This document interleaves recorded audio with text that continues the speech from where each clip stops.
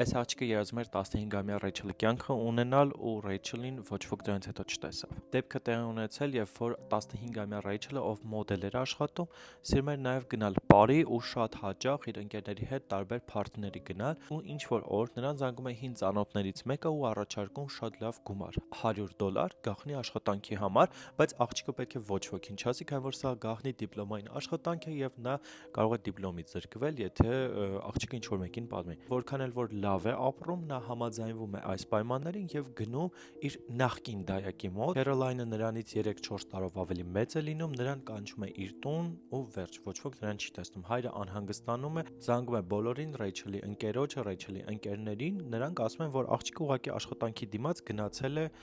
ինչ որտեղ, բայց չի ասա թե որտեղ։ Դիմում են ոստիկանություն, իհարկե ոստիկանությունն ասում է ձեր աղջիկը փախել է։ Հետո կրկին մի քանի օր անց դիմում են, ասում են մեր աղջկանից լուր չկա, ասում են նա բոյֆրենդն էր, ասում են հա։ Հա, դե ուրեմն բոյֆրենդից հղիացել է ու փախել է։ Այսպիսով ծնողները իրենք են սկսում հետաքննությունը, տարբեր քաղաքի հատվածներում փակցնում են աղջկա նկարները, գրում են, որ աղջիկը կոել է, մեծ գումար կտան ու նրանց անընդհատ զանգում են, ցավակցում են եւ այլն։ Զանգում է Քերոլայնը, ասում որ ցավակցում եմ, կներեք, որ նման դեպք է ձեր հետ տեղի ունեցել։ Ծնողներն ասում են, օքեյ, ապրես բալիկ ջան, որ զանգել հիշել ես եւ վերջ։ Բայց մի քանի օր անց ինչ որ մեկը ասում է, որ աղջկան այս փողոցում, այս հատվածում տեսել է նման աղջկա հետ, ծնողները կարողանում են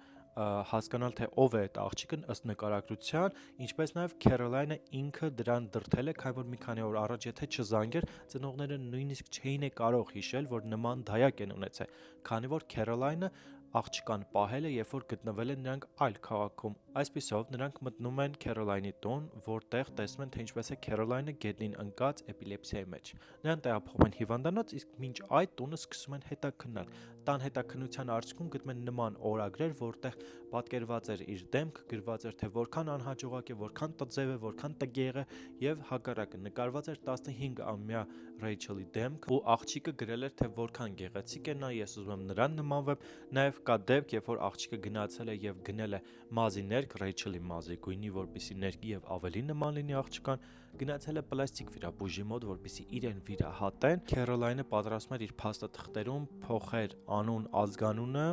այո, դներ հենց Ռեյչելի անուն ազգանունը, նույնիսկ իր ծննդականում նա ցանկանում էր փոխել իր անուն ազգանունը։ Այս ամենից հետո, երբ որ էպիլեպսիայի նոպաները անցնում են, աղջիկը հիվանդանոցում ուշքի է գալիս, խոստովանում է այս ամենը, նա պատմում է, որ առաջին 2 օրը աղջկան ուղղակի պատանդ էր պահում շկաֆի մեջ, հա, պահարանի մեջ, որից հետո սպանում է եւ տանում հոր առանձնատան բակում նրան թաղելու։ Ցույց է տալիս, որ տեղ է թաղել, նրան գտնում են եւ հանձնում հողին։ Իսկ Քերոլայնին, ով ցանկանում էր ուրիշի դեմքը վերցնել,